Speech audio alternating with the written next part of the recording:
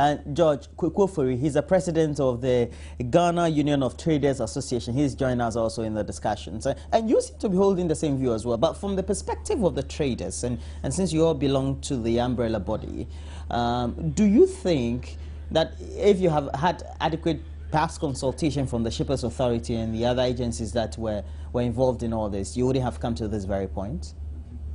Well, thank you very much, and good morning to our viewers. Morning, then. Let me say that consultations or no consultations, at least we had only one consultation with the Shippers Authority. You mean face-to-face consultation? Yes. But prior to that, you did, or within the period, you have had no prior knowledge of the introduction of ASHI and G-CAP? Except when they came out with their completion stage, where brochures and whatever were the order of the day. And so we met them about some 2 weeks ago. So the argument that they put forward as regard to the ASHI did not go down well with the importing and the trading community there. So there were a lot of questions that needed to be answered. Because for instance, if you're talking about an advanced shipment information, prior to the shipment of that goods, the importer himself or herself is given a draft copy of the documentation as a copy to enable the person to be able to facilitate in terms of the clearance of that particular goods. So the question is, if you say that you're going to give us a service, we thought that that service shouldn't have been a mandated one, but rather an option. Because if I want that service, I'll go for it. Sure. If I don't need it, you don't. Well, it may make sense to you, Mr. George Kwekufori, but in many respects, you seem to be dictating to the Trades Ministry, as well as even the other entities that should be in charge of taxation, etc. What should be done? Don't you think that, as far as in all intents and purposes, having an introduction in this very system, and I'm just reading from the website of the Standards Authority, that for example the G-CAP and ASHI is going to ensure that the country and consumers are protected against the importation of substandard product that can engender public health, safety and environment. And to me, this makes a lot of sense. Thank you very much. I think before I get to the G-CAP, let me quickly, run up on this ASHI, where you interrupted. Yeah, as I was saying, if I'm having an advanced documentation to be able to prepare myself for the clearance of the good as soon as the ship lands in Accra or berth in Accra, automatically you don't say that you have given me a service where I also have the same documentation to be able to prepare myself for that. In any case, our argument were that some of our importers find it very difficult to even access facilities in terms of funding to be able to clear their goods. And so if you say that the benefit that one could derive from your system is to be able to curb demurrage and rent charges, of course, the one who's not being able to pay for the duties as per the good that he is bringing in, automatically the goods will go to demurrage and rent, and that one cannot be attributed to the advance information that was given to the person. It is because the person haven't gotten money to clear his or her goods. That is why the goods have gone on to rent, to demurrage and rent. Again, we were asking that the kind of bureaucracy that we have at the ports, look at the 14 institutions, even there are more than the 14 institutions, EPA, Plant, Veterinary Services, Ghana Standard Authority, Food and Drugs Authority, also Customs. I mean, they are mandated to be there. So the ADAPs are even more than the 14 institutions that... And you have to go through all these processes. You have to go through all this process. And to you, it makes it too bureaucratic and not cost effective? I see it as bureaucratic because... and not cost effective? It's not cost effective. Okay. So the issue is that if the goods goes on demurrage and rent, it could be attributed to some of these things. So by giving me an advance information doesn't mean that it's going to kill the bureaucracy and the person who cannot clear his goods as a result. So you're saying adding more is not the best. Okay. Again, when you come to the G-CAP, you are talking about substandard health and safety. And we are also saying that we do not have any difficulty at all, because after all, whilst we are importing and trading with it, we are as well consumers. It doesn't mean that if I am producing or importing, I'm also the consumer, because if I'm selling spare parts and I have to have my morning breakfast, automatically I go to buy beverages like Milo, milk, and what have you to be able to prepare my morning breakfast. And so we are all consumers as well. So anything that is substandard will also affect our health and safety. But the bigger question is, we have the destination inspection companies who are mandated by an Act of Parliament, Act 585, which mandates the DICs to be able to perform their functions. And some of the functions are quality, inspection or inspecting of quality, quantity, and then price invoices of that particular item or goods. And so, to some of us, if you talk about quality, Roland, what we are saying in effect is that if you deduce quality, what you are getting out of quality is health and safety. If you add health and safety, you are getting quality. Sure. So it's a matter of semantics. Well, we do understand. But for agencies that work for profit, sometimes you may be overlooking certain things. If the regulator doesn't introduce a lot more systems that would ensure that the very objective of what you're quoting in terms of the regulation is achieved. We have on the line Head of Communications and a former Deputy Minister as well, and my former lecturers as well, Mr. Kofi Amponsah-Bediako. A very good morning to you, sir.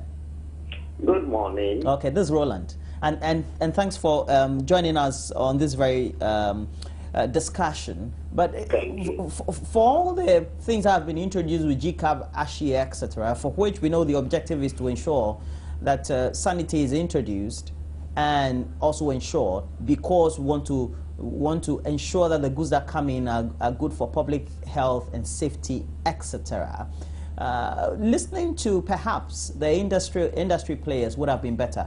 Wouldn't it be? Well, we have always been listening to them, and we have noticed at Ghana Standards Authority that the same arguments have been held around and around, and we think that it's time we sit down and in practical terms address the issues concerned. We are talking about substandard products. We are talking about shoddy products being on the market. How do you do it? If the present system is not working to our satisfaction, what do we do? Let us stop it outside before they come in. That is all. But it looks as if we are not seeing eye to eye, or rather they are not seeing eye to eye with us, which is very unfortunate.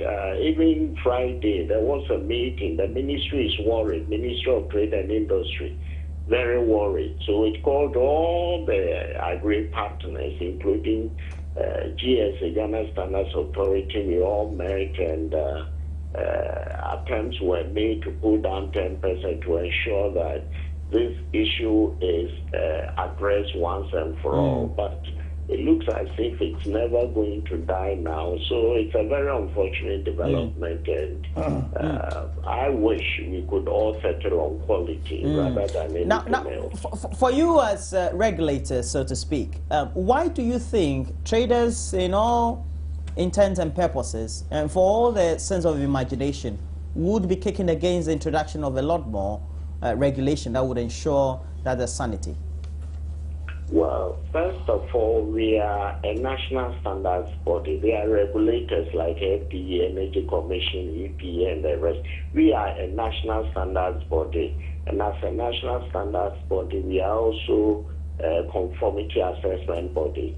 So you take steps to find out whether requirements in standards are being adhered to or not.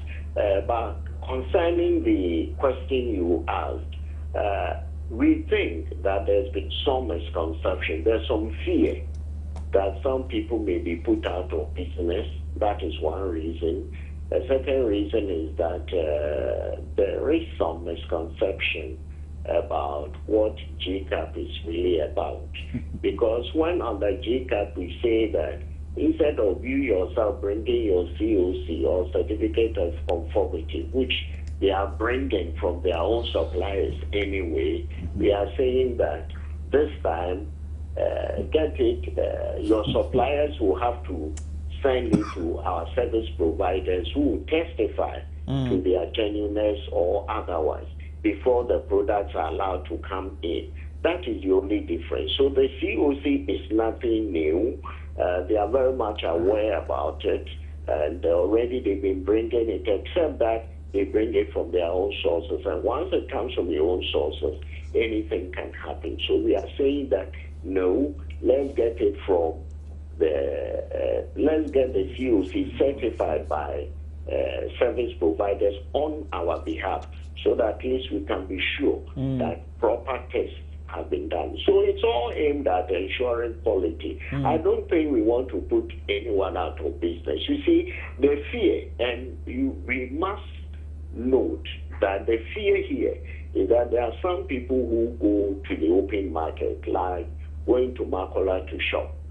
Such people will find it difficult to get certificates of conformity, which can only be obtained from the factories or from the suppliers.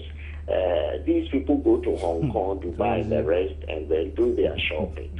So what we are saying is that for such people, if the value of things they are bringing in is below a certain level, all they need to do is to bring in the goods here, and on arrival at the port, we will subject them to the inspection we are doing. Because they are small-scale traders, they may not qualify for G-CAP, so we need to operate a window of opportunity for them. And that is what we are doing. But it looks as if this is not being taken well. The reasons for which they are still opposed to the program. Are they charging the fee? All right. Thanks that you're still on the line. And I would want to get some reaction from them. And so I have to go to you, President, sir. And we have in the studio, and the next to speak is George Kwekwofo. He's the president of the Ghana Union of Traders Association. So, George. Well, thank you, Roland. I think Amposab Bidiako have actually summed it all. I mean, some of the issues that he spoke about were... That you have fears of losing businesses? How do we fear? Because, you see, this system of what we call the pre-shipment inspection, and now they will say it's not pre-shipment inspection. And my argument is that if you are inspecting the goods out there, is it pre or post? And if it's pre, you cannot tell anybody that it is a G-CAP in what form. So for us, that pre-shipment inspection was in the system some 50 years ago. Government in its own wisdom decided to abandon that program. You think for good reason? Well, the government in its own wisdom abandoned the program and brought in the destination inspection companies. And so if somebody talks about fear, we have worked with the pre-shipment inspection system some time ago. Now we are working with the destination inspection companies. Now our beef is that when you finish, ask my brother Amponsa Bidiako. Oh, he's on the line. If they are going to charge, whatever concerns you have, if they are going to charge a fee for their services that they are going to render.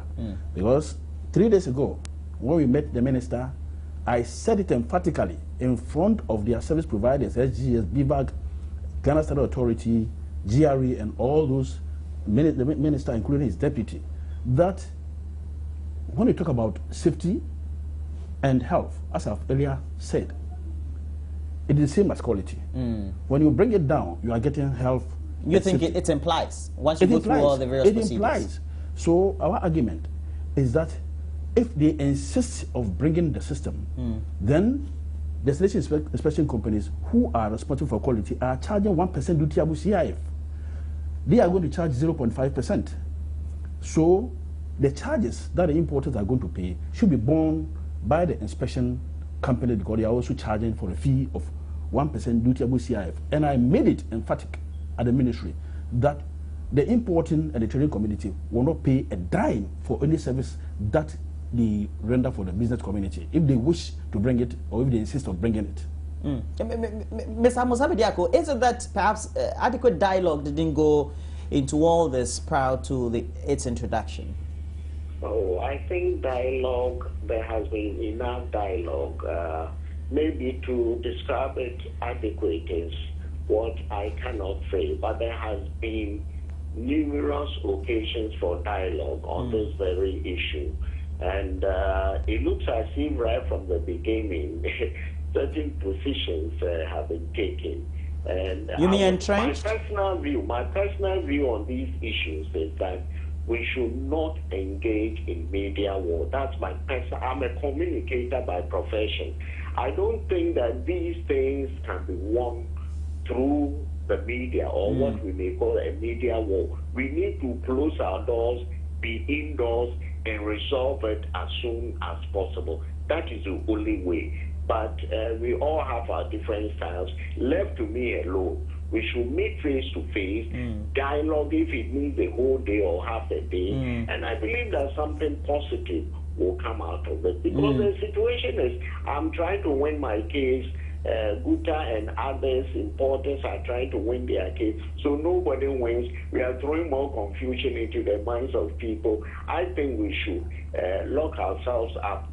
4 hours, 7 hours, we will be able to resolve these issues. After all, we are all Ghanaians. Okay, you are my lecturer though, but you also do agree that at least the media also plays an important role, and is playing an important role because we have a wider market out there, the importers and exporters who ultimately will be beneficiaries or critical players. If you want to add something. I think I do agree that the media plays a major role in all this.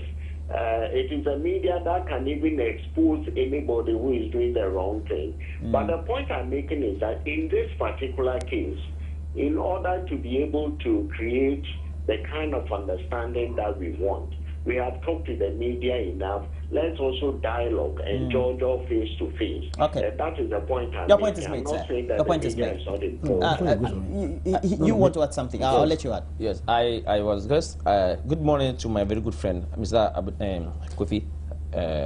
Amposa Bediako. And Mr. Bediako, the gentleman about to speak is Samson Awingo Bitasaki. He's Executive Secretary for the Importers and Importers Association of Ghana. Importers and Exporters. Very well. Asaki is my brother. Okay, that's all right. Yeah. So Furi and the rest. Yeah.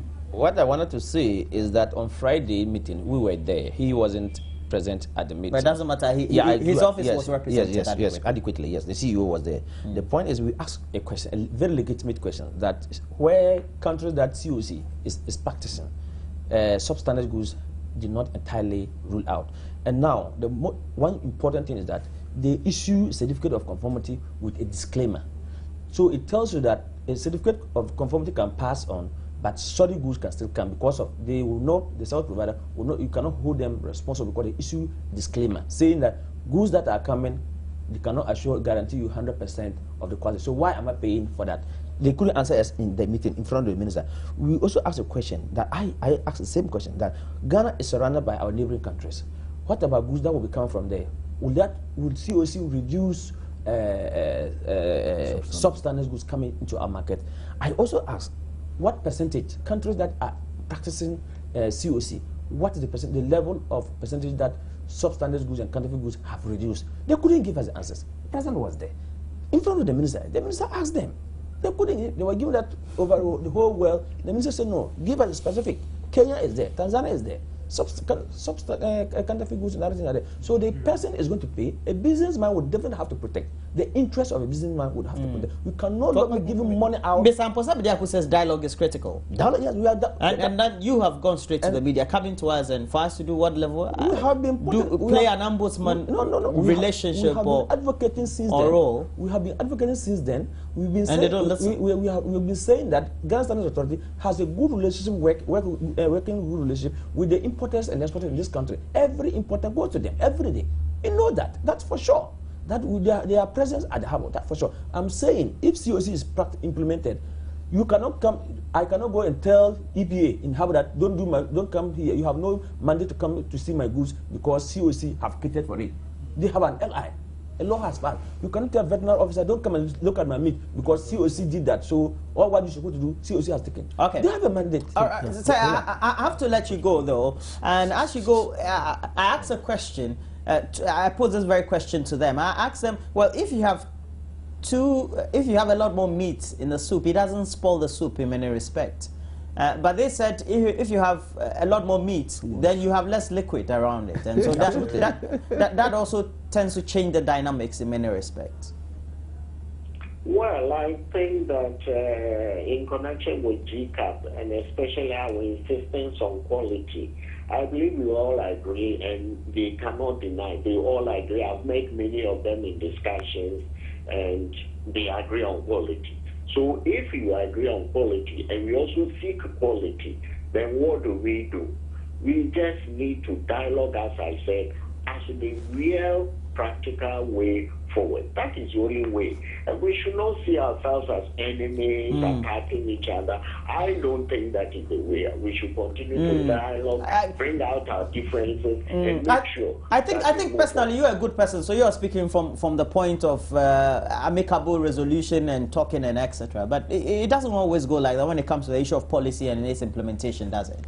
And thanks for joining us, though. But if you can listen to this one before you go, and this one from the president, he wants your ears to get to this one. Yeah, good morning once again. Good morning. Yeah, I think you remember there was a fact-finding mission to Kenya and Tanzania with the Select Committee on Trade and Industry. Yeah. Of course, Guta was part of the delegation.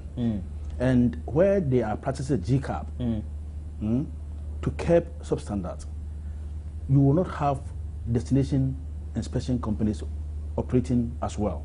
So they are working with the G-CAP, all right, but no destination inspection companies. Of course, they have also one single window where about 4 of us sitting in one room here. As an importer, you just get there with your documentation, and within 5 minutes or 10 minutes. No bureaucracies. No, you are gone. Not 23 bulletin points. You are gone. Doesn't matter. Again, even though they are talking about substandards which should be kept by the G-CAP, when we go to their markets, excuse me, there were panties, braziers, which were displayed in their market. So a question was posed that if we are talking about the issue of substandards, what are we seeing? Equally, we are seeing. You mean some of the panties, braziers were substandard? No, yes, they were hanged. According to our estimation. Yes. All right. So a question was posed. You mean second-hand pants? Yes. Not necessarily. Yes. Okay. And they couldn't. That's the Bureau of... So you're saying no matter what the system is, no matter what a system that is introduced, we could always be having substandard. What I'm saying again is that once they do not have the destination inspection companies there, in our situation, we are going to introduce G-CAP. We are still going to have... Okay, you made your point there. Sir, thanks for joining. I know that we could have had you for the next 30 minutes and your input would have been important. And please, thanks for joining us this morning, sir. All right, he's already off. With the G-CAP, it's pre-inspection, no matter how they put it. Yes. It is pre-inspection. It's just a matter of semantics. So how can we do 2 things at the same time? So we would have been doing pre-inspection, same time. Yes. So two procedures for same objectives. That's it. It doesn't make sense, man. And you think for you as a freight forwarder or an agency, you're just throwing money away. Exactly. For the same job. The pre-inspection, they're going to charge. When you come and do destination inspection, they charge you 1% of CIF. If you kill the importer's business, you kill our business. If you kill our business, who suffers? We all suffer. And if the importer is paying too much money, he will automatically add up to his cost, and the consumer and the ordinary... Well, if they kill your business, at least we import less. We pay less when we want to... They will not be importing, because the importers will not even import for you to go and pay less, because their business is dead. So we should sit down and take one. If we want to go with pre-inspection, bang. But Dennis, the regulators and those introducing all these regulations say dialogue is important. It's not run into the media. We have always been dialoguing with them. They've taken an entrenched position. That is the problem. There's a policy that should be Roland, I'll recommend Ghana Standards Authority as against Ghana Securities Authority. Ghana Standards Authority were able to call all of us, all the stakeholders they realized in the system. Because they realized those trouble. One canopy and did a presentation, elaborate presentation. Then we told them there, myself and President was there, we told them there that we will go and seek advice from our people, the concerns, and then come back. You come back to them. And we did the same thing. Securities Authority, we are trying to divide and rule in our front. You go to Guta, and Guta will tell them that, no, we cannot, if this is to help us, we say we don't need it. ABC must be taken away. President. They ran to us. Yes, President. Yes, sir.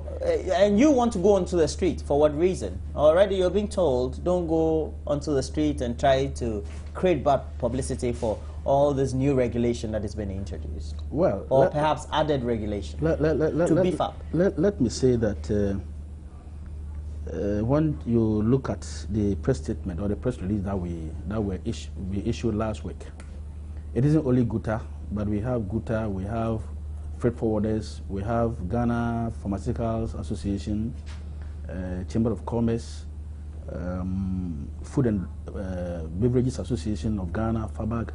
I mean, they are all part of it. So you ask yourself a bigger question, that why is it that this time around it's not GUTA, but everybody is being on board? It shows how the package is not really good for our business operations. That is why everybody, yesterday for instance, about the ASHI, the first call that I got was from a lady who imports toffee. He has his container in China right now.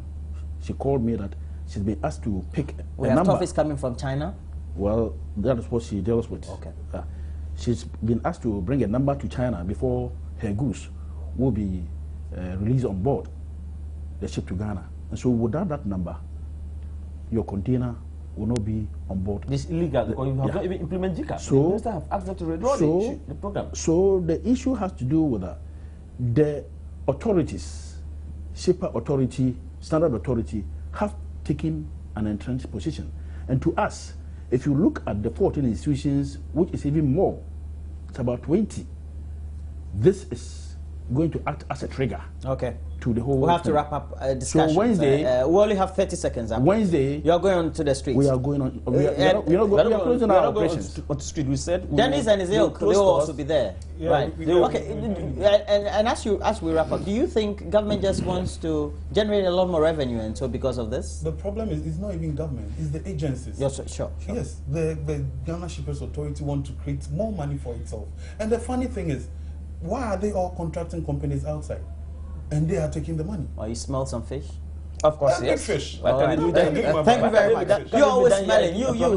You. I big fish. But I always say that all of you operate for profit, and so once you operate for profit and you want to do want to have a lot more markup as far as your profitability is concerned.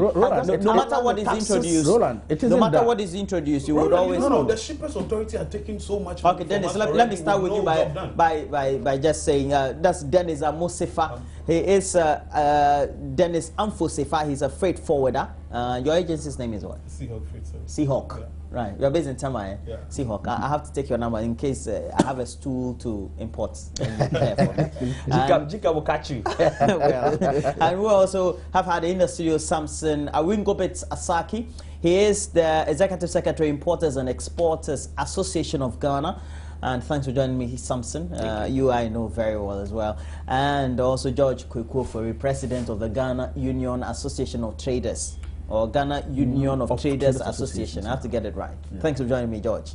Nice. Okay, so Wednesday it is. Wednesday, yes. Nice we're hitting the streets. Yes, so all right. Tuesday, nobody should come. All right, so now be 8:49. Thanks for joining us for the show.